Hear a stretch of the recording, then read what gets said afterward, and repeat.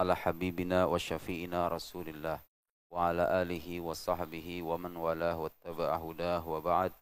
اللهم أخرجنا من ظلمات الوهم وأكرمنا بنور الفهم وافتح علينا بمعرفة العلم وسهل أخلاقنا بالحلم واجعلنا ممن يستمعون القول فيتبعون أحسنه. سبحانك لا علم لنا إلا ما علمتنا إنك أنت العليم الحكيم ولا حول ولا قوة إلا بالله العلي العظيم. اللهم علمنا ما ينفعنا wazidna ilma wa ba'd. Insyaallah bapak-bapak, ibu-ibu semuanya, kita pada sore hari ini insyaallah akan memulai kajian seputar tema yang mungkin ini konsumsinya bapak-bapak dan siapapun yang memiliki anak atau siapapun yang sudah berumah tangga. Tapi saya kira juga bisa dijadikan bekal bagi siapapun yang ingin mendapatkan anak ataupun sedang dalam proses mencari pasangan hidup untuk berkeluarga. Jadi bagaimanapun ini pesan-pesan dan hikmah atau kebijaksanaan yang kita dapat dalam agama kita melalui beberapa hadis Nabi Sallallahu Alaihi Wasallam, petikan ayat Al-Quran dan kehidupan salafus saleh. Sebelum itu mari sama-sama bapak-bapak semuanya kita bersyukur kepada Allah Subhanahu wa taala karena di sore hari ini kita diberikan kemudahan oleh Allah Subhanahu wa taala untuk beriktikaf di masjid. Ini masjid yang Masya Allah luar biasa. Memberi makan setiap hari ribuan orang. Di antara ucapan Nabi Sallallahu Alaihi Wasallam ketika mengunjungi kota Madinah, ucapan beliau kepada penduduk ahli Madinah ketika beliau hijrah dari Makkah ke Madinah, di antara ucapan pertama beliau itu adalah ayuhan nas afshus salam wa at'imut ta'am. Wahai sekalian manusia, sebarkanlah kedamaian dan berilah makanan. Jadi it'amut ta'am, memberi makanan itu, mudah-mudahan ini disimak oleh para pengurus masjid ya. Memberi makanan itu pahalanya besar sekali, Pak. Bahkan itu disebutkan oleh para ulama minal khisal al-mujibati lil jannah. Termasuk hal-hal yang bisa memasukkan seseorang ke sorga itu diantaranya ngasih makan orang. It'amul ja'i', ngasih makan orang lapar. Siapa di antara bapak-bapak yang tidak pernah memberi makan orang lapar? Minimal anak, istri. Agama kita itu Pak, subhanallah, memberikan kesempatan lebar untuk masuk sorga. Siapa coba di antara kepala rumah tangga yang gak ngasih makan anaknya, gak ngasih makan istrinya ketika lapar? Jadi memberi makan itu menjadikan seseorang itu apa? Itu termasuk amal perbuatan yang bisa menjadikan dia masuk sorga. Semakin sering kita memberi, apalagi kepada orang lain, kepada keluarga iya, kepada orang lain iya, itu amal luar biasa. Subhanallah, Allah beri taufik para pengurus masjid ini untuk melakukan perbuatan mulia itu, ngasih makan ribuan orang, Masya Allah. Tidak heran kita merasakan ketenangan ya di masjid ini. Saya secara pribadi Pak, di antara masjid-masjid yang saya kunjungi, perasaan ini masjid yang paling damai yang pernah saya kunjungi. Kok enak banget rasanya itu. Nggak tahu ya, sentuhan batinnya, vibes-nya itu. Allahu Akbar. Banyak kajian keilmuan, dan dalam hadis Nabi bersabda, majtama qaumun fi baitin min buyutillah illa nazalat alaihimus sakinah wa haffathumul malaika. Tidaklah satu kaum berkumpul di rumah Allah, yatadarusuna kitab Allah, mereka mempelajari kitab Allah, mempelajari Al-Qur'anul Karim, mempelajari agama Islam secara umum, kecuali turun ketenangan kepada mereka, wa haffathumul malaika, dan dikelilingi oleh para malaikat. Seandainya ada orang tersingkap mata batinnya, para nabi tentunya bisa melihat malaikatnya. Di sekeliling Member BJ ini banyak malaikat Pak. Karena tiap hari majelis ilmu gak pernah libur. Ngasih makan orang gak pernah libur, majelis ilmu gak pernah libur. Gimana gak tenang juga jemaah masih di sini itu ya, subhanallah. Ayuhan nas afshus salam wa at'imut ta'am wasilul arham. Sambung tali silaturrahim. Yang terakhir ini yang susah. Wasallu bilail wan nasu niyam. Salatlah di waktu malam sementara orang-orang tertidur lelap. Tadkhulul jannata bisalam. Balasannya kalau kamu melakukan 4 hal ini, menyebarkan kedamaian, gak suka konflik, gak suka ribut sama orang, udah damai aja. Suka kedamaian, memberi makan orang lain, menyambung tali silaturrahim, hubungan baik dengan sesama keluarga.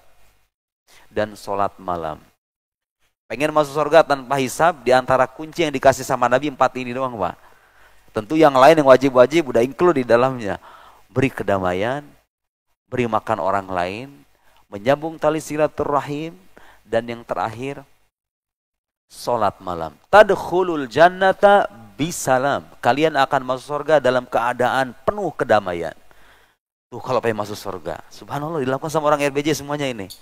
Berikan kedamaian, memberi makan orang, betul? Silaturahim, gara-gara ada masjid ini, keluarga dengan keluarga yang lain berkumpul, betul? Ada saudara dengan pamannya, ada anak dengan bapaknya dibawa ke sini, rame-rame ke masjid. Kemudian sholat malam lagi. Shollu bilail wan nasu niyam tadkhulul jannata bisalam. Alhamdulillah, semua itu adalah nikmat dan karunia dari Allah Subhanahu wa taala. Bapak-bapak, ibu-ibu, kali ini saya ingin menyampaikan materi yang mungkin insya Allah dikemas dengan yang lebih ringan, dengan uraian yang lebih ringan. Karena ini menyangkut perkara kehidupan sehari-hari yang perlu kita cerna secara pelan-pelan ya.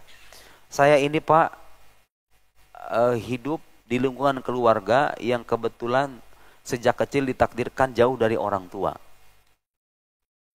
Jadi mudah-mudahan kisah saya secara pribadi bisa menjadi pengantar yang bagus untuk materi kita sore hari ini. Saya nggak lama Pak hidup sama orang tua. Usia 4 tahun saya udah ditinggal sama ibu bapak saya. Saya pisah. Saya hidup dengan kakek dan nenek. Usia 4 tahun itu kecil banget. Itu orang lagi butuh-butuhnya dampingan orang tua.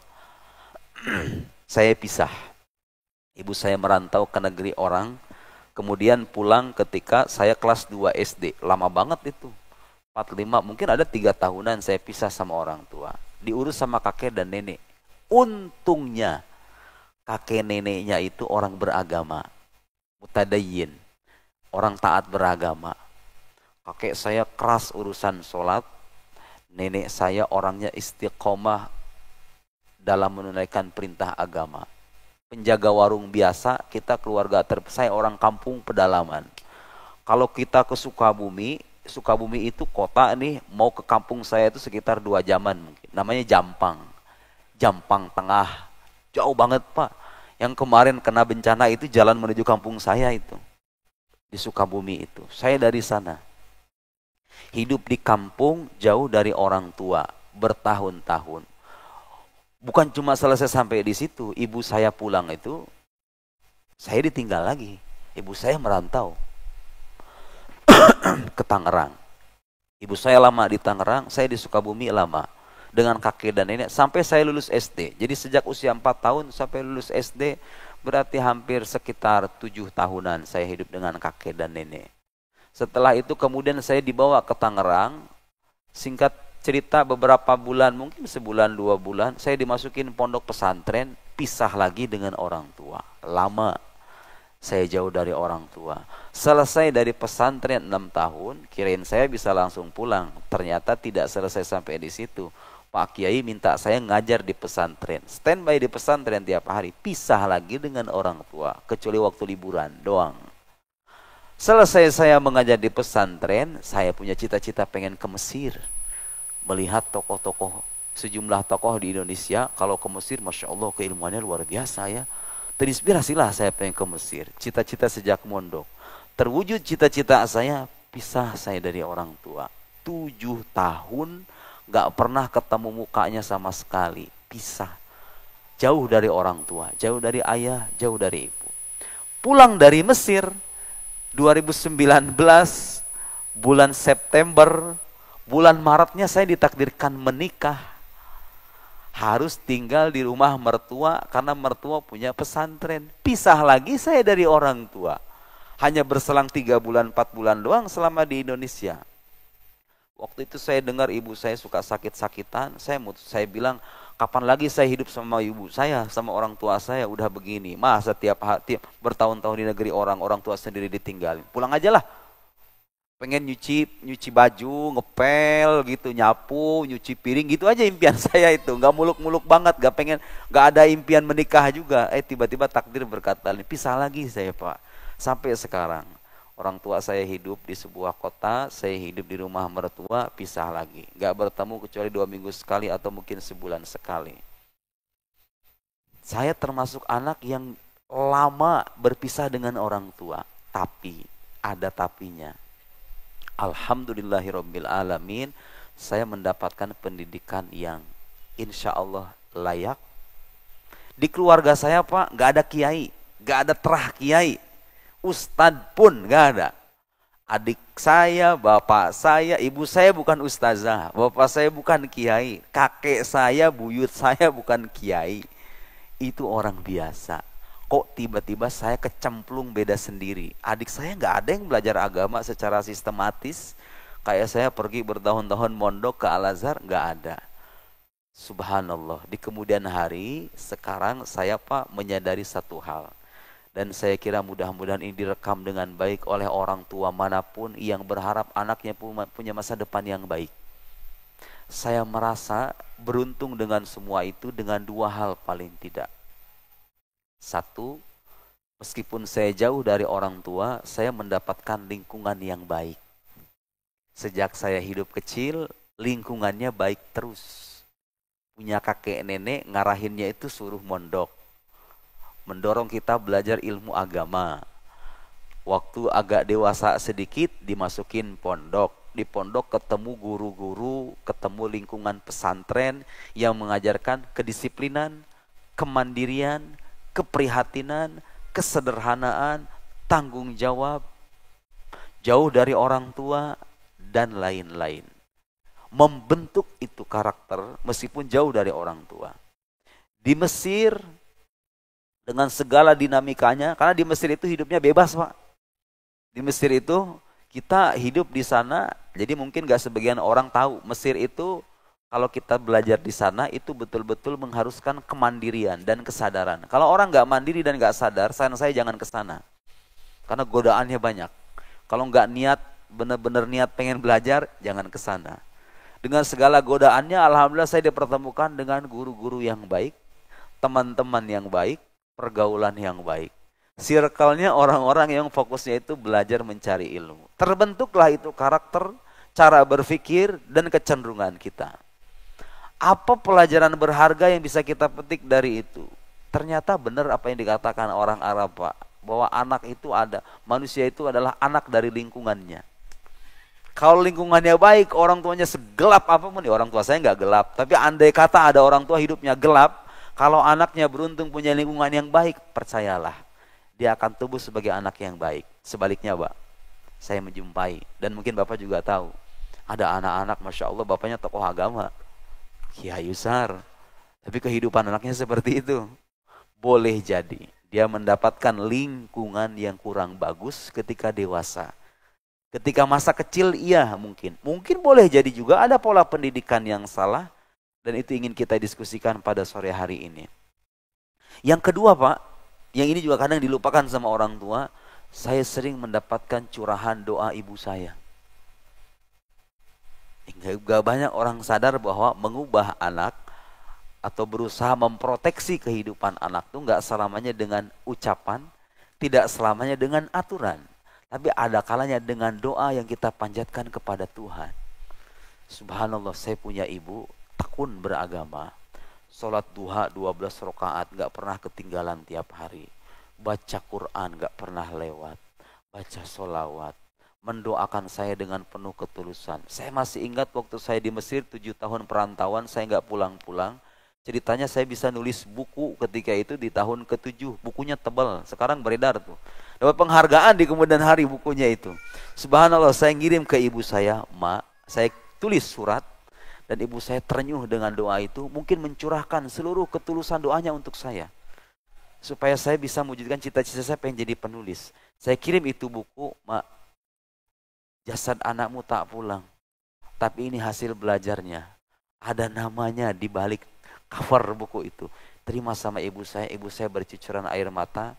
Tidak memeluk jasad saya. Sebagai anak kita merantau bertahun-tahun, tidak ketemu sama orang tua, dapat itu buku, kemudian bilang sama saya, Mama menangis nak ketika menerima buku itu. 7 tahun berpisah. Mungkin dari situ Ibu saya mendoakan, setiap kali saya nulis buku, saya datang ke ibu saya, "Mak, tolong doain ya." Subhanallah Pak, buku-buku saya pada laku. Buku pertama itu, gara-gara dapat doa ibu saya. Ya Allah ya Karim. Ibu saya tidak pernah berhenti mendoakan saya pun mendoakan, tidak pernah henti dalam sholat saya. Adik-adik, kalau bisa dalam sujud, tambahin doanya. Subhana rabbiyal a'la wa bihamdi, supaya kita tercatat sebagai orang yang melakukan birrul walidain, dan itu pahalanya besar. Tambahin rabbighfirli wali walidayya dalam sujud. Emang boleh? Ya boleh. Doa namanya, dan dengan redaksi berbahasa Arab boleh. Justru itu adalah momen aqrab ma yakunu bihil abad wa huwa sajid. Momen seseorang hamba paling dekat dengan Tuhan itu waktu dia sujud. Dan itu sebagai bukti Pak, bahwa Tuhan itu tidak bertempat di atas. Karena buktinya Habib bilang apa? Momen kita paling dekat dengan Allah itu ketika kita nunduk ke bawah. Berarti Allah nggak bertempat di atas dong kalau begitu, ya kan? Artinya kedekatan secara maknawi, ya. Bahwa ketika kita bersujud, merendahkan diri di hadapan Allah, itu momen paling dekat kita dengan Gusti Allah. Doakan orang tua. Subhanallah Pak, saya mengamalkan itu dan ibu saya tidak pernah menghentikan doanya untuk saya. Saya mendapatkan apa yang saya impikan, bahkan lebih dari apa yang saya impikan. Wahai para orang tua, bapak, ibu, jangan pernah letih mendoakan anak.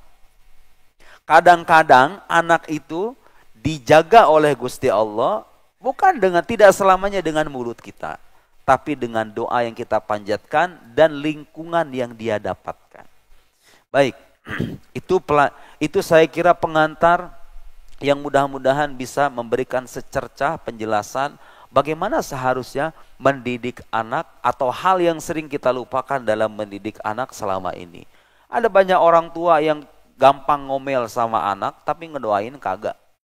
Sebaliknya, ngomong dikit tapi doanya banyak, yang kayak begitu yang benar.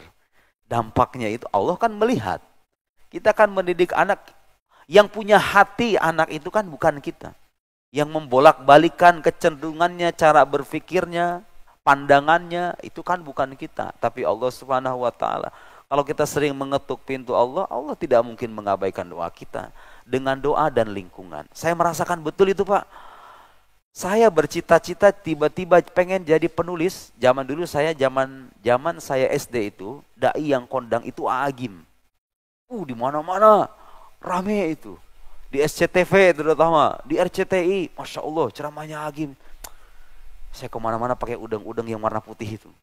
Kalau mau ngaji sama kiai kampung, di kampung saya pakai udang-udang Agim itu yang warna putih itu, yang belah dua kayak gitu. Masih ingat saya sekarang. Ditanya, hayang jadi naon sih teh? Hayang jadi Agim. Pengen jadi Agim. Cita-cita tuh, sesederhana itu. Kita bercita-cita, anak tuh bercita-cita, tergantung lingkungan yang kita kasih. Anak zaman sekarang lingkungannya handphone, cita-cita jadi YouTuber. Nah ya wajar. Salah kita sendiri karena nggak ngasih porsi yang wajar kepada anak dalam urusan gadget itu. Ujung-ujungnya begitu. Saya duduk di lingkungan semacam itu. Di setel itu televisi itu ceramah-ceramah agama. Agim lah, siapalah itu ustadz-ustadz itu. Saya pengen jadi Agim langsung. Waktu mondok ketemu sama guru yang kerjaannya itu baca buku. Gila baca lah. Saya dengar dari kisah senior saya, beliau kalau baca itu bisa sampai berjam-jam. Bisa sampai 3 jam, 4 jam, gini aja katanya. Di kamarnya itu numpuk buku-buku gitu. Saya orangnya kadang-kadang kalau nemu guru kayak gitu suka dideketin, suka caper sendiri. Kita pura-pura nanya, diskusi panjang-panjang. Sering tuh terjadi diskusi jam 12 malam sampai jam 1 malam, jam 11 malam gitu, diskusi secara di luar sekolah dengan guru saya itu. Hasil baca buku, saya diskusi dengan ustadznya, terbentuk cita-cita lain. Saya pengen jadi penulis kalau gitu. Saya merasa kayaknya kalau jadi penulis itu kita udah wafat, tapi hasil karya kita itu masih dinikmati orang luas. Kayaknya enak kalau jadi penulis tuh, lihat. Kita kalau berharap anak kita punya cita-cita yang mulia, berikan dia lingkungan yang bagus. Dekatkan dia dengan sesuatu yang positif, betapapun hidup kita gelap. Dan yang paling berperan di balik itu adalah, kalau dalam konteks keluarga adalah ibu. Tentunya ayah kita gak menafikan ya. Tapi karena ibu ini punya ikatan emosional khusus, biasanya tergantung ibunya tuh anak itu. Bergantung bagaimana cara mendidik ibunya. Nah, kali ini saya ingin melampirkan, karena ini penting, Bu, Pak. Sejumlah fakta yang kita jumpai anak-anak yang terlantar secara mental, terlantar secara moral, tidak terdidik dan tidak terpahat cara berpikirnya dengan baik, itu biasanya bermula-mula dari kesalahan cara mendidik di keluarganya, wabil khusus ibu. Kadang-kadang ibunya sibuk, gak sempat mendidik anak. Padahal ibu itu al-madrasah al-ula. Madrasah pertama bagi anak itu ya ibu. Kalau ibunya rajin ibadah, rajin ngedoain anak, insya Allah. Kita tidak menjamin, tapi insya Allah anaknya akan baik. Ibunya kerjaannya main TikTok, shopping di mall, pulang langsung tidur, sholat malam enggak, tahajud enggak, sholat wajib kadang diundur-undur, asarnya jam setengah 4. 5 menit lagi, zuhurnya setengah 4, 5 menit lagi menjelang asar. Ada kan orang sholat kayak gitu, Pak? Mau maghriban itu menjelang 5 menit sebelum isya. Mau sholat subuh itu mau syuruk 10 menit lagi baru subuhan. Mau berharap apa coba itu? Dari kehidupan rumah tangga yang semacam itu. Saya akan bacakan hadis. Ini motivasi buat ibu-ibu. Jadi begini ceritanya. Ini hadis sahih ya, bukan dongeng. Suatu ketika Asma binti Abi Bakar, Asma ini putrinya Abu Bakar selain Sayyidah Aisyah. Asma binti Abi Bakar dalam Sahih Imam Muslim, saya bacakan. Ini kitab bagus nih, Pak. Cuma bahasa Arab. Kitab yang saya bacain adalah bahasa Arab. Kalau ada terjemahannya bisa bestseller nih. Mungkin kalau ada penerbit yang mau ya. Ini salah satu kitab terlengkap yang saya tahu tentang parenting Islami. Lengkap semuanya. Hadis-hadis, riwayat, metode mendidik anak semuanya lengkap. Hampir gak menyisakan apa-apa lagi, tinggal dipraktekin doang. Tebal bukunya. 448 halaman. Judulnya Manhaj At-Tarbiyah An-Nabawiyah Lit-Tifl. Metode pendidikan Nabi dalam mendidik anak. Pendidikan Islami, parenting Islami. Saya akan bacakan beberapa petikannya aja. Gak ada di Indonesia nih. Adanya di Arab, di Mesir, mungkin di ini dari Ibnu Katsir di terbitan Beirut setahu saya. Iya, Beirut itu Libanon ya. Libanon. Oh, enggak, Damaskus, Dimashq, Suriah. Di Suriah. Ada juga di Beirut, ada juga di Mesir. Bagus banget ini buku ini. Kalau jadi bahan pengajian khusus nih, bagus banget. Imam Muslim meriwayatkan dalam kitab hadisnya, Asma binti Zaid ibn Sakan radhiyallahu anha, bukan Asma binti Abu Bakar, afwan. Asma mungkin ada nama Asma lain yang lain, Asma binti Zaid. Beliau datang kepada Nabi sallallahu alaihi wasallam. Faqalat, bilang sama Nabi, Inni rasul man warai min jama'ati nisa'il muslimin. Rasulullah, aku ini utusan dari sekelompok wanita-wanita di belakang sana. Jadi pengen curhat sama Nabi, mewakili suara perempuan-perempuan yang lain, suara teman-temannya. Kulluhunna, semuanya bilang, kulluhunna yaqulna biqauli. Semuanya sepakat dengan omongan saya Rasulullah. Wa ala mithli ra'yi, semuanya sepakat dengan pendapat saya, dengan kegelisahan saya semuanya sepakat, satu suara kita. Asma datang sendirian mewakili suara teman-temannya. Innallaha ba'atsaka ila rijal wan nisa. Rasulullah, Allah mengutusmu untuk laki-laki dan perempuan, bukan? Ya, jelas. Fa'aman nabik wattaba'anak, kami beriman kepadamu dan kami mengikutimu, kata Asma. Wa nahnu ma'syaran nisa, tapi kita ini perempuan ini maksurat mukhaddarat. Sekelompok manusia yang kehidupannya itu tersandra di dalam rumah. Kalau laki-laki kan bisa beraktivitas banyak, beramal luas, berjihad, berinfak fisabilillah, begitu kan, mengajari orang banyak dan lain. Perempuan kita ini kerjanya di rumah. Gini, sahabat itu punya kecenderungan, Pak, kalau ada satu kelompok yang amal kebaikannya lebih dari mereka kadang suka terdorong dan termotivasi. Pengen kayak gitu loh. Sahabat tuh kayak begitu. Mereka cara berpikirnya itu bagaimana caranya menyaingi orang dalam kebaikan, bukan menyaingi dalam keburukan. Melihat laki-laki punya amalan banyak, para perempuan ini kemudian dua tanda petik mengeluh ke Nabi. Kita ini perempuan, hidup kita tersandra di rumah-rumah. Qawaid buyut. Kita itu hanya menjadi pemelihara rumah, orang yang tinggal di dalam rumah saja. Wa innar rijal fuddilu bil jumu'at. Sementara laki-laki itu punya keutamaan, mereka bisa berkumpul di luar, mereka bisa berjihad dan lain-lain, menyolati janazah, punya amalan-amalan tambahan yang kita nggak bisa, kata para perempuan itu. Syuhudul janaiz wal jihad wa idza kharaju lil jihad hafidna lahum amwalahum. Ketika laki-laki itu berjihad di jalan Allah, kita malah menjaga harta laki-laki dalam rumah. Ada kegelisahan semacam itu. Warabaina auladahum, terus kita mendidik anak-anak mereka. Kita nggak ngapa-ngapain, cuma di rumah doang ngedidik anak mereka, menjaga anak mereka. Afanu syarikuhum fil ajr ya Rasulullah. Terus kita dapat pahalanya nggak Rasulullah? Dapat pahala jihad nggak? Pahala ta'lim nggak? Pahala mengajarkan kebaikan nggak? Pahala ini, pahala itu kita dapat nggak? Kegelisahan perempuan yang ingin berlomba-lomba dalam kebaikan. Apa jawaban Nabi? Faltafata Rasulullah. Rasulullah kemudian menolehkan pandangannya ila ashabihi, kepada para sahabatnya. Bilang sama sahabat, hal sami'tum maqalatam ra'a ahsan su'alan an diniha min hadhihi? Pernah kau melihat perempuan yang pertanyaannya bagus melampaui pertanyaan perempuan ini? Ini Nabi menguji pertanyaan perempuan itu. Karena itu pertanyaan dimotivasi untuk menambah amal kebaikan, gitu loh.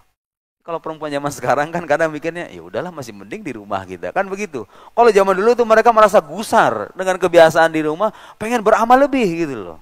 Perempuan-perempuan dulu. Nabi muji pertanyaannya. Faqala Rasulullah kemudian menjawab. Berkata kepada Asma, insarif hiya Asma, pergi ya.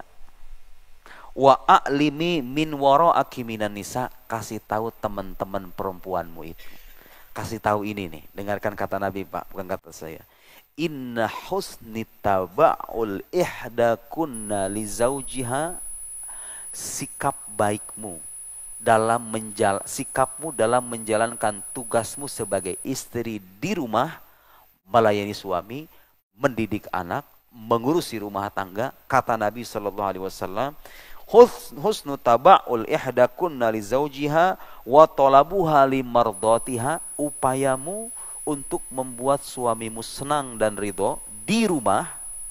Wattiba'uha li muwafaqatihi, ketaatanmu terhadap putusan dan ketetapan suamimu. Kalau suami ngomong begini baik, langsung taat. Kalau tidak baik, memberikan nasihat. Itu perempuan. Seandainya ada perempuan kerjanya di rumah tiap hari kayak begitu, taat suami, menjalankan fungsinya sebagai penjaga rumah tangga dan pendidik anak, ya'dil ma dzakarti, itu bisa menandingi apa yang kamu sebutkan itu.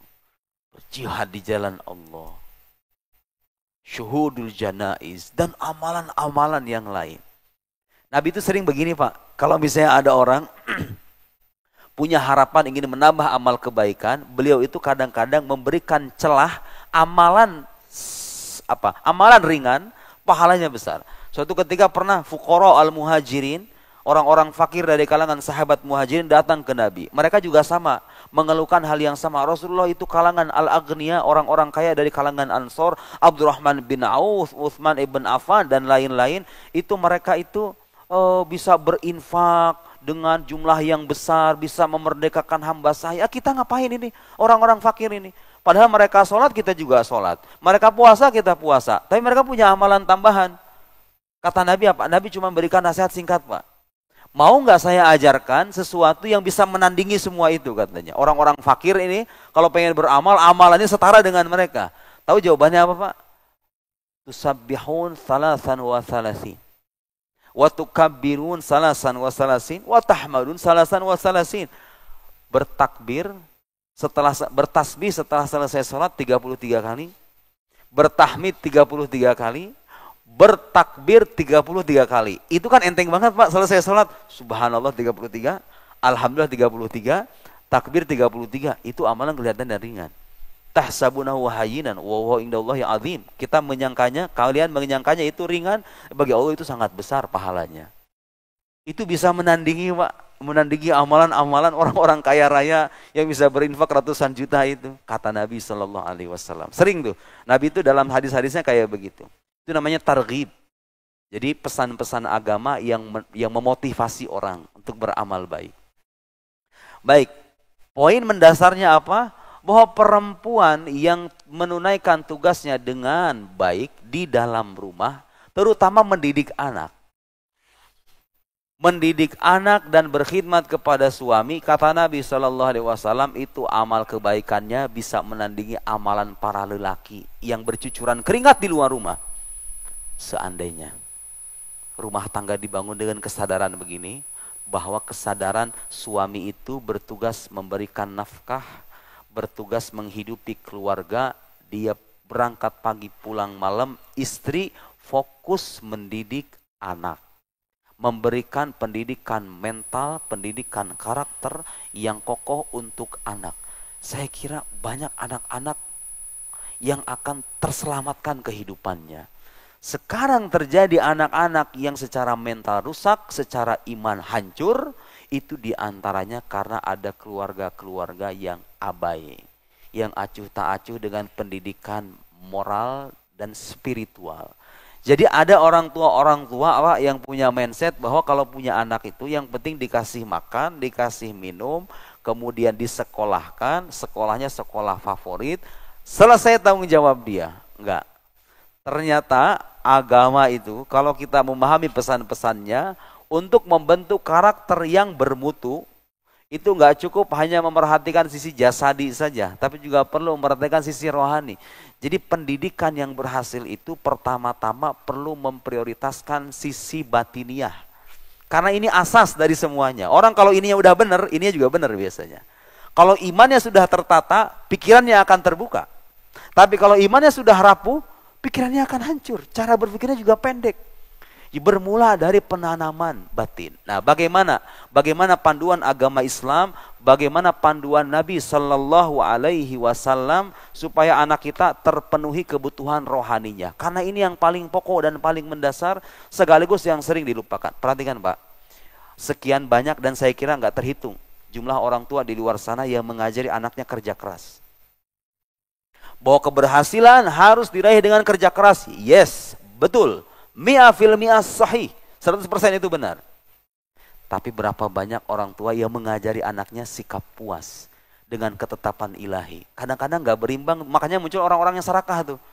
Orang-orang yang dididik sejak awal dengan mental yang obsesif, harus ini, harus ini, harus ini. Nanti itu tumbuh, kalau tidak berimbang dengan keimanan, balutan keimanan, dia akan tumbuh sebagai manusia-manusia yang obsesif dan serakah. Gak puas dengan satu titik, dia pengen menambah, ujung-ujungnya tidak mendapatkan ketenangan hidup. Nabi Shallallahu Alaihi Wasallam mengajari kita nggak begitu. Kamu bekerja keras, iya. Tapi beliau juga yang mengajari kita. Wa'lam annal ummata law ijtama'at ala ay yanfa'uka bi syai' lam yanfa'uk illa bi syai'in qad kataballahu lak.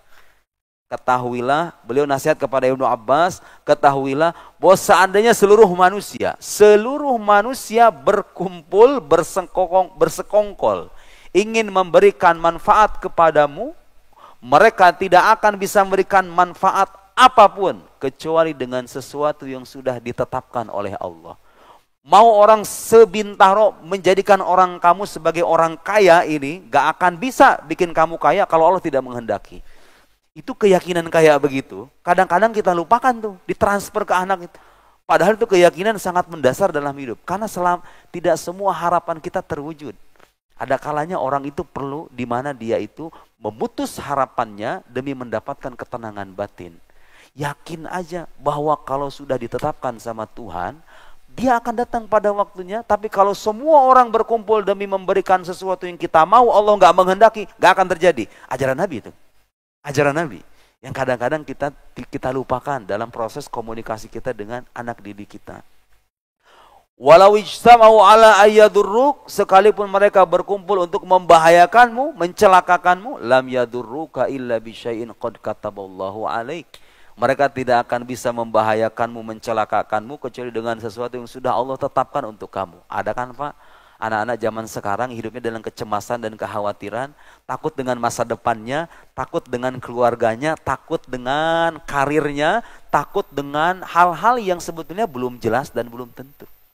Karena minim dan tipisnya keyakinan akan takdir Allah Subhanahu wa ta'ala. Padahal kata Nabi, seandainya semua manusia berkumpul untuk mencelakakan kita, penyihir se-Indonesia pengen membunuh Anda, Allah nggak ingin itu terjadi, tidak akan pernah terjadi.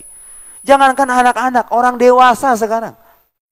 Orang dewasa kadang-kadang tuh hidupnya kayak begitu, penuh dengan kecemasan. Mungkin kalau di kawasan Bintaro, orang-orang perkotaan saya kira jarang ya. Orang-orang yang hidupnya itu tenggelam dalam rasa cemas dan ketakutan. Terutama dengan dunia-dunia mistis kayak gitu, Pak. Saya kalau di kampung saya cerita begitu. Banyak banget, Pak. Banyak banget itu. Dikit-dikit kalau misalnya ada penyakit, pergi ke dokter, tidak ada penjelasannya. Ini ada yang nempelin ini.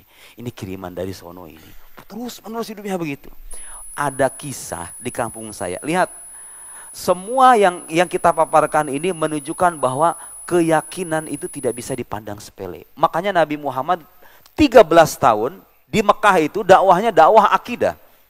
Menanamkan tarsih. Tarsih itu memantapkan akidah sekokoh mungkin buat umatnya.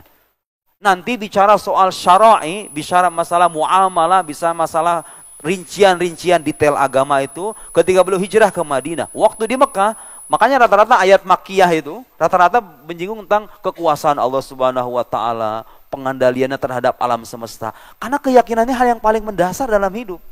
Kalau keyakinan sudah lurus, ya sudah tindakan, perbuatan dan cara berpikir juga akan lurus. Ini yang saya kira perlu ditekankan kepada para orang tua, bagaimana caranya supaya sejak awal itu kita memberikan benih keyakinan yang mantap, yang lurus sesuai dengan panduan agama. Karena kalau itu sudah dikasih, sudah jalan sendiri aja dia. Gapai cita-citanya masing-masing. Mau jadi pilot, mau jadi pebisnis, mau jadi politisi, kalau iman sudah mantap, dia akan jadi orang benar. Saya mendapatkan itu waktu saya kecil. Benih-benih keimanan yang ditanam sama guru ngaji saya. Meskipun jauh dari orang tua, guru ngaji saya ngajarin begituan, alhamdulillah tertanam kuat sampai sekarang. Dan kita merasa mendapatkan kenikmatan hidup dengan keimanan semacam itu. Baik, itu di kampung pernah ada cerita. Ini cerita saya kira diambil moral message-nya sangat berharga. Ada orang, dia itu ditinggal sama orang tuanya. Dan dia punya mindset, punya keyakinan bahwa orang tuanya itu pernah bermusuhan dengan tukang santet di kampungnya. Akhirnya dia merasa ketiban karma. Orang tuanya dulu disantet, dia juga meyakini betul tuh bahwa dia juga disantet gitu loh. Lihat tuh bagaimana orang kalau misalnya lemah iman, apa yang terjadi ketika itu? Dia satu rumah dengan saudaranya, kemudian singkat cerita, karena mungkin dia memendam keyakinan itu, bahwa dia itu punya anak disantet, dia juga disantet. Bilang sama orang-orang, suruh diperiksa warungnya, ini ada tuyulnya katanya. Dan dia yakin betul di warung itu ada tuyulnya. Padahal itu banyak anak kecil di rumah itu. Bukan tuyul, padahal memang dimakanin sama anak-anaknya itu, jajanan di warung itu. Dia merasa penghasilannya berkurang katanya gara-gara ada tuyul. Padahal memang dimakanin sama anak-anaknya. Ada anak dari saudaranya, anak dia sendiri gitu ya. Lihat tuh keyakinan tuh. Efek dari keyakinan. Singkat cerita, dia merasa gusar dengan hal itu. Dia merasa kalau begini terus di sini, lama-kelamaan hidup saya akan terancam. Anak saya kasihan, anaknya sakit, pergi ke dokter, didiagnosa, nggak ada penjelasan. Ya disimpulkanlah, disantet ini. Ini dendam. Dendam yang dulu pernah tertimpa ke orang tua saya, sekarang ke cucunya. Itu keyakinannya. Apa yang terjadi? Ditinggalin tuh rumah, Pak. Ditinggalin itu rumah, dikasih sama saudaranya. Dia pindah rumah, gara-gara punya keyakinan yang salah itu. Akhirnya apa yang terjadi? Bukannya malah membaik. Ya rumah ditinggalin, apa yang terjadi? Hidupnya ya kayak begitu. Bermula dari saudaranya yang dikasih rumah, dia mengembangkan warung itu dengan caranya sendiri, berusaha berbisnis. Akhirnya lebih sejahtera. Sementara dia dengan keyakinan dia yang keliru itu, ya begitulah akhirnya. Lihat bagaimana itu keyakinan bahwa makhluk bisa membahayakan, penyihir, penyantet, jin, roh-roh jahat dan seterusnya, itu bisa mengubah tindakan bahkan merugikan. Gak bisa pandang remeh keyakinan itu. Karena itu hal paling mendasar dalam konteks membangun kepribadian anak, hal yang paling pokok itu adalah soal akidah, soal keyakinan. Nabi itu ngajarin. Makhluk semua berkumpul ingin mencelakakan kamu, tidak akan bisa kalau bukan menyangkut sesuatu yang sudah ditetapkan oleh Tuhan. Itu pendidikan yang kadang-kadang kita lupakan kepada anak. Anak dididik untuk, ada lagi pendidikan itu, saya dulu menyimak waktu saya SD itu, hemat pangkal kaya.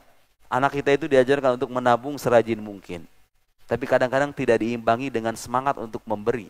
Akhirnya menjadi orang-orang yang kikir dan pelit di tengah masyarakatnya. Dia mengira bahwa dengan menyimpan itu akan menjadikannya kaya. Ternyata tidak, Pak. Kalau kita nanya sama agama, yang bikin kaya itu bukan menyimpan, tapi memberi. Ya ayyuhalladzina amanu anfiqu mimma razaqnakum min qabli ayyatiya yaumul la bay'un fihi wala khullatu wala syafa'ah. Mathalul ladzina yunfiquna amwalahum fis sabilillah kamathali habba ambatat sab'a sanabil fi kulli sumbulatin mi'atu habba wallahu yudha'ifu liman yasha wallahu wasi'un alim. Kemudian ketika bicara orang-orang yang bertakwa, alladzina yunfiqun fis sarra'i wad dharra wal kadhiminal ghaidh wal 'afina 'anil nas. Agama itu mendorong kita ngasih.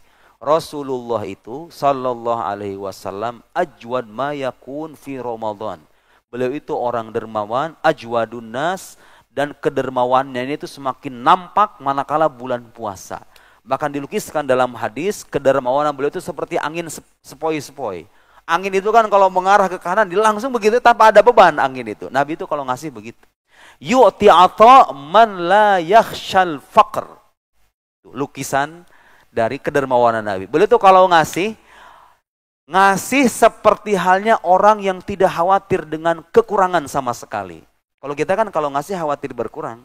Duit 10 juta nih, diinfakin 3 juta. Kurang dong 3 juta, 7 juta lagi. Masih mikir tuh. Di kepala kita tuh masih ada hitung-hitungan matematis. Kalau ini keluar, kurang 7 juta. Nabi itu nggak begitu. Karihil mursalah. Seperti halnya angin. Masya Allah. Dan subhanallah, masjid ini mengamalkan sunnah Nabi itu. Masih makan orang ribuan. Setiap hari. Yang berinfaknya, Masya Allah, saya tadi lihat itu ya. Di ini tuh, Masya Allah. Itu bagian dari sunnah Nabi Sallallahu Alaihi Wasallam. Anak kita kadang-kadang dilupakan untuk mengajari. Kita kadang melupakan anak kita untuk mengajari mereka tentang pentingnya berbagi. Dan berbagi itu membuat kita kaya, bukan miskin. Subhanallah. Guru saya pernah bilang gini. Kamu lihat katanya kehidupan orang-orang kafir sekalipun. Orang kafir, bukan orang mukmin. Saya tidak pernah menjumpai ada orang kafir dermawan kemudian hidupnya melarat. Tidak pernah. Orang kafir pun mendapatkan kemurahan ilahi itu kalau dia dermawan. Orang kafir apalagi orang beriman. Subhanallah itu, Pak. Itu kalau kita tanamkan ke anak, muncul kepekaan sosial, muncul kepedulian. Dikasih makanan itu diajarkan diberbagi dengan teman-teman sekolahnya.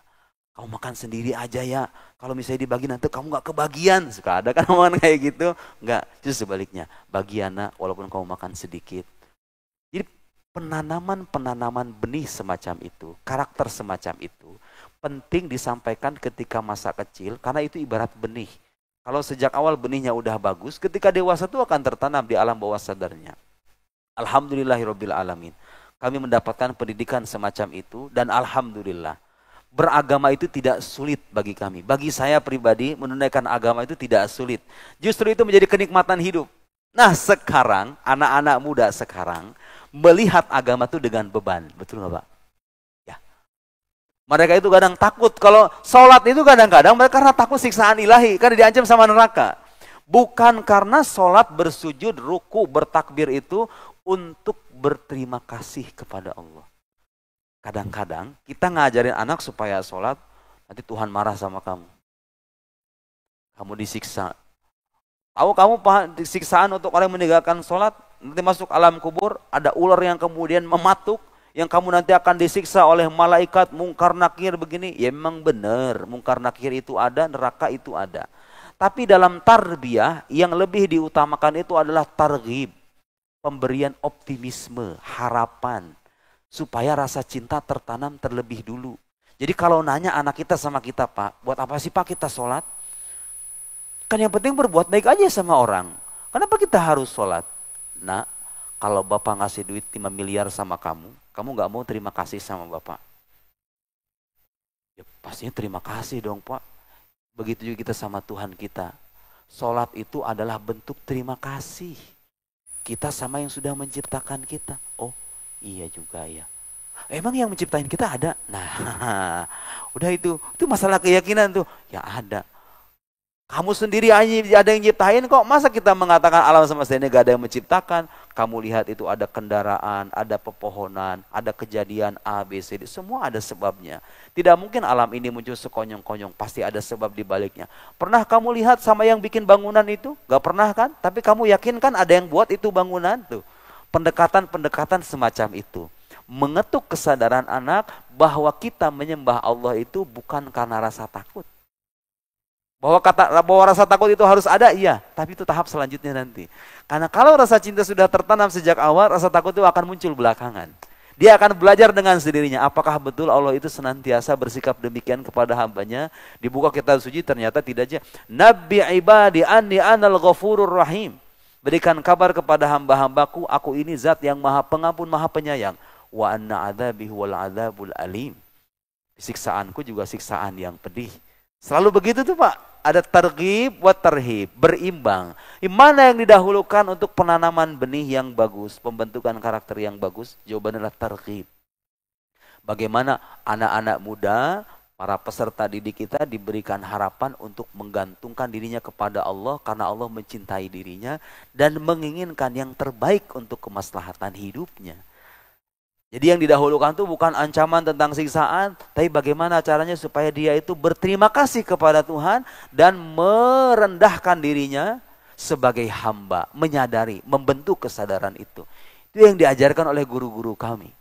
Dan dengan pengajaran kayak gitu, kita tidak mengingkari neraka, kita tidak mengingkari azab kubur, tidak mengingkari hal-hal yang diancam oleh agama, kita mengamini semua itu, tapi kita dalam saat yang sama yakin bahwa Allah Subhanahu wa taala pasti akan memperlakukan yang terbaik untuk orang-orang yang dikasihinya. Tugas kita adalah bagaimana caranya menjadi orang yang dikasihi oleh Allah itu. Dan menghindari hal-hal yang bisa membuatnya murka. Ada banyak hal sebetulnya bisa kita paparkan. Tapi saya kira, saya tadi ceramah jam berapa Pak? Jam 4 kurang ya? Berapa menit Pak? Ini saya sampai jam berapa Pak Hatta? 10 menit lagi? Tanya jawab ya 10 menit lagi kalau ada. Oke, ada satu hadis Nabi. Tadi saya belum masuk apa yang disabdakan oleh Nabi supaya anak kita terbentuk rasa cintanya terhadap agama. Nih. Addibu auladakum ala thalathi khisal. Didik anak kamu dengan 3 hal. Ini 3 hal ini kunci. Kelihatannya sepele ya. Tapi ini kalau dipaparkan beneran Pak.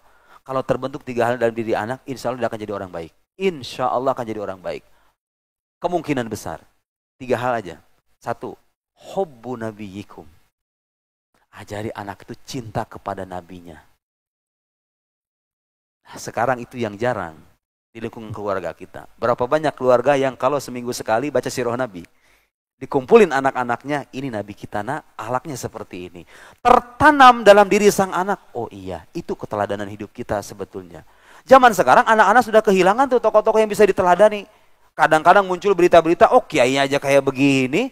Ini pemuka agamanya kayak begini, beragama tuh nggak penting juga ujung-ujungnya. Karena sejak awal udah kehilangan keteladanan, nggak punya kompas hidup dalam beragama. Bahwa yang menjadi contoh utama itu bukan kiai, bukan ustadz, tapi Nabi Muhammad SAW dengan sejarah perjalanan hidupnya yang mulia itu. Ajari, kata Nabi. Dan subhanallah Pak, itu anak-anak kalau dikasih cerita-cerita kehidupan Nabi yang mulia sejak awal, memang fitrah muslim kali ya, itu akan ada sentuhan-sentuhan tertentu yang membentuk alam bawah sadarnya, sehingga itu menjadi imun pada akhirnya. Menjadi imun yang bisa menghalangi dari pergaulan bebas yang tidak wajar itu.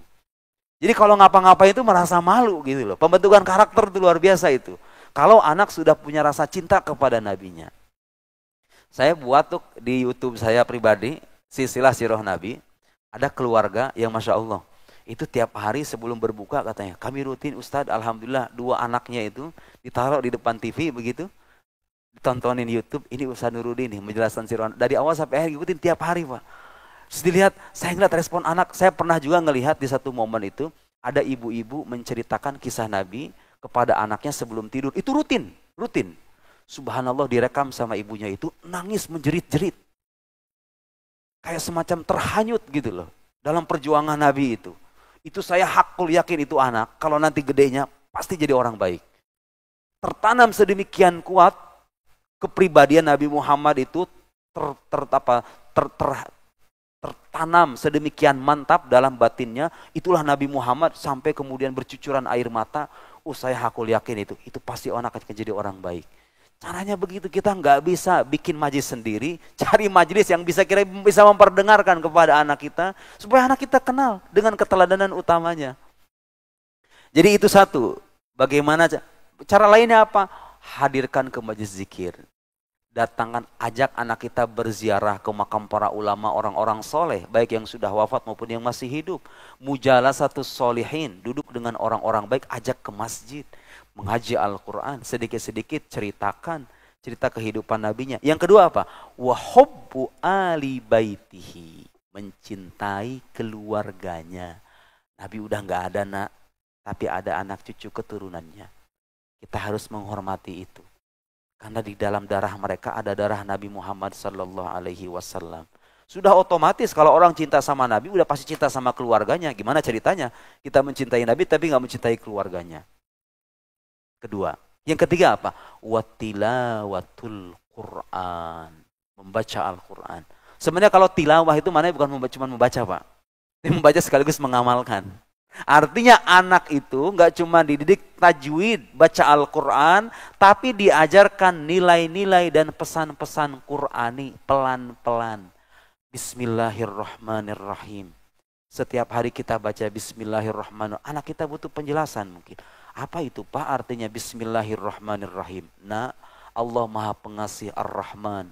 Allah Maha Penyayang Ar-Rahim. Bedanya apa? Tugas orang tua sebenarnya yang menjelasin begituan itu. Padahal itu kewajiban orang tua. Gak punya waktu, gak punya kesempatan, kadang diserahkan ke pesantren. Yang gak jadi masalah. Yang penting ada tanggung jawab itu, begitu. Ar-Rahman, Ar-Rahim, Allah Maha Pengasih. Tapi kalau Maha Pengasih, kenapa ayah muncul orang-orang yang menderita? Ada janda-janda yang terlantarkan sama suaminya, ada anak-anak yang terbengkalai, ada penjajahan, ada gempa bumi dan lain-lain. Muncul kadang-kadang pertanyaan kayak gitu dalam kepala anak. Orang tua harus kasih jawaban. Keyakinan itu, manakala terbentuk secara lurus sejak awal, itu bisa memberikan dampak yang tidak kecil ketika dia dewasa. Itulah yang kami rasakan, itulah yang diajarkan oleh Nabi Sallallahu Alaihi Wasallam, bahwa keyakinan, akidah itu bisa mengubah cara pandang hidup, mentalitas sekaligus tindakan-tindakan kita sendiri.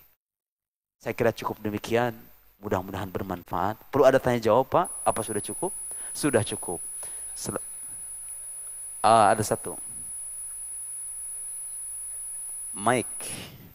Mikrofon. Nah, ini ramainya kalau mau buka ya, 1000 orang katanya di sini ya. Jangan buka semuanya sepi. Nanti kalau mau buka ramai. Halo, ya. Bismillahirrahmanirrahim.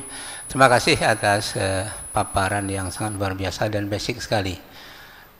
Nampaknya untuk memperbaiki anak bangsa ke depan ini, pola kurikulum dan para pendidik ini harus, apa yang Pak Kiai tadi sampaikan itu basic sekali.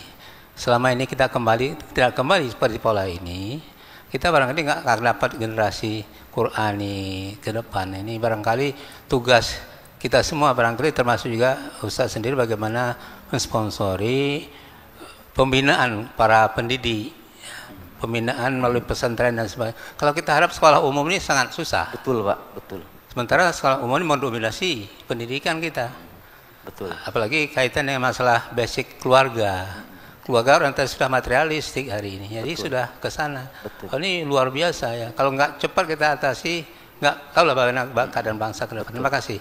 Assalamualaikum warahmatullahi wabarakatuh. Waalaikumsalam warahmatullahi wabarakatuh. Saya hidup di lingkungan dunia pendidikan. Sejak awal saya nyantri, sekarang saya mengurus para santri. Dan saya sangat sepakat dengan Bapak. Bahwa mohon maaf sekali, tanpa menafikan peranan sekolah di luar ya. Tapi kita udah nggak bisa berharap banyak.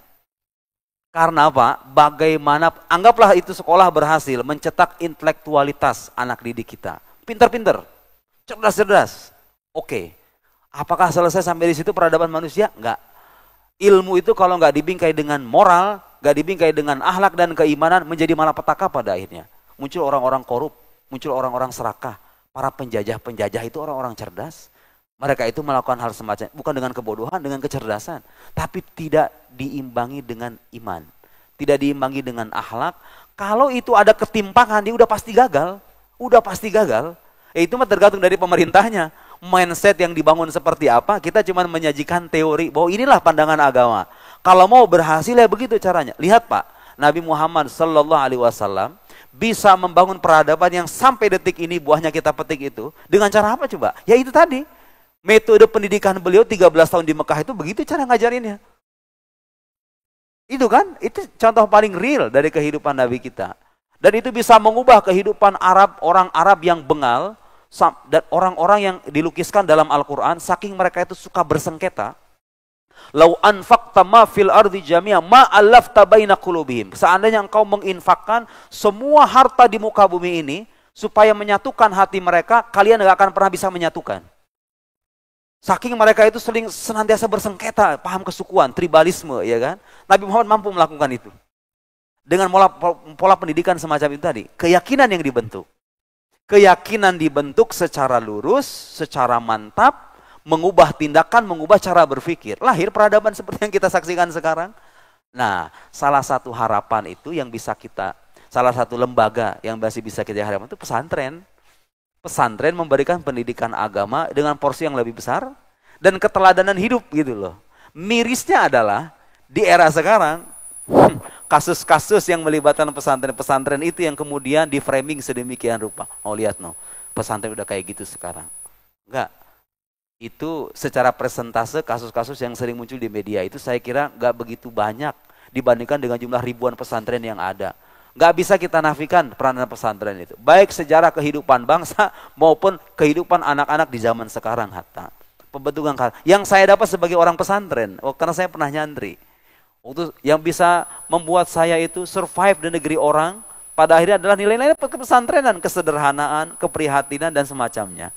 Itu yang nggak absen dari sekolah-sekolah. Ya mau tidak mau, solusinya adalah para pemangku kebijakan yang harus merubah Indonesia emas. Saya kira nggak ada Indonesia emas kalau tidak ada pendidikan karakter yang bermutu itu. Kalau Anda hanya berorientasi untuk mematangkan sisi intelektualitas, ya robot juga. Dia bisa melahirkan robot, bisa melahirkan teknologi yang sedemikian canggih. Tapi tanpa adanya moralitas, tanpa adanya keimanan, tanpa adanya keyakinan yang lurus, saya kira kita tidak bisa berharap banyak. Ya paling tidak kan, ma la yudraku kulluh, la yutraku kulluh, kata orang Arab. Sesuatu yang tidak bisa ditunaikan semuanya, jangan ditinggalkan sebagiannya. Ya minimal sekian persen bisa kita tingkatkan. Ada solusi lain Pak, anak-anak sekolah yang di luar itu. Diajak ke tempat-tempat kayak begini nih. Cuman kan berapa banyak anak yang mau gitu loh, tempat beginian itu. Nah subhanallah masjid ini punya inisiatif banyak saya kira ya. Menjadikan masjid itu sebagai tempat yang nyaman. Kemudian ada tempat anak-anak zaman sekarang itu kan sukanya tuh nongkrong-nongkrong. Di sini ada coffee shop, ada food court. Saya kira ini salah satu cara untuk menarik simpati anak-anak muda. Dan alhamdulillah kalau berdasarkan kabar yang saya dengar, banyak anak-anak muda yang kesini itu kan. Dan masjid-masjid yang lain. Mungkin bisa ditiru sama masjid-masjid yang lain. Itu salah satu upaya yang bisa kita lakukan. Di samping lingkaran-lingkaran keilmuan di luar sekolah tentunya. Terlepas dari masjid. Saya kira begitu sih ya. Mudah-mudahan bermanfaat. Ya. Oh Mik. Nah itu anak-anak pada sekolah tuh di sini pada sholat. Subhanallah. Jadi terakhir nih ya. Nah. Baik. Assalamualaikum warahmatullahi wabarakatuh. Waalaikumsalam. Apa yang Pak Ustadz sampaikan tadi begitu terenyuh kita melihatnya, dan saya kira juga mesti dari dasar sekali. Betul. Ya. Mungkin malah dari TK. Karena kita lihat anak-anak sekarang ini cerita Nabi, cerita Rasul itu sudah jauh. Yang ingat dia Sinchan. Ya, yang begini. Benar. Pembodohan. Iya. Ya, itu yang terjadi. Dan waktu itu sampai sekarang pun masih kayak negara kita nggak mempersoalkan ini, dibiarkan aja. Sehingga generasi, saya merasakan generasi cucu saya perempuan itu yang didengarnya yang di YouTube. Udah bisa buka di TV apa sedihnya yang di YouTube, itu yang didengarnya. Betul. Tidak pernah kisah Nabi, tidak pernah kisah ini. Nah, ini saya kira juga para ulama juga harus berfungsi besar. Babe Haikal Hasan itu sering dulu di sini ngajar. Pernah ngomong sama saya, kalau adalah uang waktu itu ya, uang 200 juta, bisa kita terbitkan buku-buku untuk TK. Ya. Kalau ini berjalan, ya, ini mental anak-anak ini nanti akan baik jadinya. Nah, saya tanya, mengapa nggak diusulkan Pak Ustadz ke ini? Tidak ada pengusaha yang mau, karena ini mengatakan pasti rugi. Iya. Ini yang terjadi. Oportunis pada akhirnya. Ya. Ya. Dia bilang saya punya tulisan itu, dan sudah saya tanyakan ke percetakan Surabaya, mereka mau. Nah, kebetulan Ustadz Haikal Hasannya sekarang udah ikut kabinet ke sana. Saya telepon Pak Ustadz, saya tanyakan, Babe, dulu waktu kita bicara mengenai ini, bagaimana ini? Sekarang gimana? Nah, saya kira kalau untuk sekarang, Babe nggak perlu 200 juta, 200 miliar pun dapat. Bagaimana ini? Nah, terus? Ya jawabannya masih sibuk. Nah, saya bilang kalau ini yang terjadi, seorang penceramah di sini biasanya udah menelurkan pemikiran begitu, tidak dilaksanakan, apalagi kalau yang lain. Nah, kira-kira bagaimana Pak Ustadz? Untung saya nggak jadi pejabat, alhamdulillah, dan nggak bercita-cita lah pokoknya. Memang begitu kadang-kadang Pak, resiko. Kalau udah masuk ke dalam circle, masuk ke dalam kolam, ya udah kita kecipratan gitu loh ke kolam itu. Tapi begini pada akhirnya, terlepas dari sekolah kurikulumnya yang demikian rupa, yang tidak bisa kita harapkan, tapi pada akhirnya anak itu akan kembali ke rumah. Dan pada akhirnya orang tualah yang harus berperan aktif mengendalikan anak itu, mengendalikan dalam arti yang positif ya, mengarahkan maksudnya. Oh kalau di sekolah dia tidak mendapatkan pelajaran itu, ya tugas orang tuanya. Kadang-kadang orang tuanya juga yang gak punya niatan dan beralasan sibuk, gak punya waktu. Bukan cuma gak punya waktu, gak punya pengetahuan. Orang tuanya gak mau belajar, berharap anaknya jadi orang baik lah, bagaimana gitu loh. Jadi ini perlu kerjasama dari berbagai elemen sebetulnya. Andai kata pemerintah tidak menghiraukan itu, tapi kan orang tua bisa gitu loh, secara mandiri. Tidak ada alasan untuk tidak bisa sebetulnya. Masalahnya kadang-kadang itu tadi, yang kita jumpai kadang-kadang, yaitu orang tua sendiri kadang-kadang acuh tak acuh dengan hal semacam itu. Dia mengira nanti aja lah kalau udah gede, salah itu. Justru ketika dia kecil mendapatkan penanaman nilai-nilai semacam itu akan mengakar kuat. Itu saya merasakan betul itu Pak. Kadang-kadang pendidikan yang kita dapat ketika masa kecil itu, benih-benih yang kita dapat ketika itu masih kita manfaatkan sekarang gitu loh. Jadi itu kadang-kadang ada problem di orang tuanya, bukan hanya soal kebijakan saya kira, bukan cuma hanya soal sekolah. Masih mending lah anak-anak mau sekolah aja udah alhamdulillah sekarang Pak. Udah alhamdulillah. Saya kadang kalau sama santri saya nggak berekspektasi banyak sama kamu. Saya nggak berharap kamu jadi ulama, jadi kiai. Kamu mau mondok, sholat 5 waktu, udah alhamdulillah bagi saya itu. Kadang-kadang gitu ya. Kalau kamu jadi orang pinter, bagi saya itu bonus kata saya. Paling enggak artinya anak-anak itu ditekankan bahwa yang paling penting setelah selesai sekolah itu gimana caranya kamu jadi orang baik. Jadi orang pinter itu nomor 12 nak. Yang penting kamu jadi orang baik dulu. Oh orang baik mah kalau udah baik beneran, dia akan memintarkan dirinya sendiri kok pada akhirnya. Saya kira begitu ya, harapan terakhir adalah keluarga, bapak dan ibu-ibu semuanya. Sekian, mudah-mudahan ini bermanfaat dan tercatat sebagai amal saleh di sisi Allah Subhanahu wa taala. Mari kita doa sama-sama bapak-bapak ibu-ibu sekalian. Allahumma shalli ala sayyidina Muhammadin fil awwalin, shalli ala sayyidina Muhammadin fil akhirin, shalli ala sayyidina Muhammadin fil mala'il a'la ila yaumiddin. Allahumma inna nas'aluka ridhaka wal jannah wa na'udzubika min sakhatika wan nar. Allahumma waffiq wulata umurina ila ma fihi khairul muslimin. Allahumma barik lana fi a'malina wa fi arzaqina wa fi auladina wa fi awqatina wa tammim taqsirana ya rabbal alamin. Allahumma a'inna ala siyam wal qiyam warzuqna halawat tilawatil Qur'an wa nas'aluka ya rabbana an tubarika hadzal masjid wa jami' khadamatihi wal qa'imina bihi ya rabbal alamin. ووفقهم لما تحب وترضى وتقبل أعمالهم وتجاوز عن سيئاتهم يا رب العالمين. ربنا تقبل منا إنك أنت السميع العليم وتب علينا إنك أنت التواب الرحيم. ربنا آتنا في الدنيا حسنة وفي الآخرة حسنة وقنا عذاب النار. سبحان ربك رب العزة عما يصفون Salamun alal mursalin walhamdulillahi rabbil alamin. Al-Fatihah. A'udzu billahi minasyaitonir rajim. Bismillahirrahmanirrahim. Alhamdulillahi rabbil alamin arrahmanir rahim maliki yaumiddin iyyaka na'budu wa iyyaka nasta'in ihdinas siratal mustaqim siratal ladzina an'amta 'alaihim ghairil maghdubi 'alaihim waladdallin. Subhanakallahumma wa bihamdik asyhadu an la ilaha illa anta nastaghfiruka wa natubu ilaik. Sallallahu ala sayyidina Muhammad wa ala alihi washabihi wasallam. Wassalamu alaikum warahmatullahi wabarakatuh.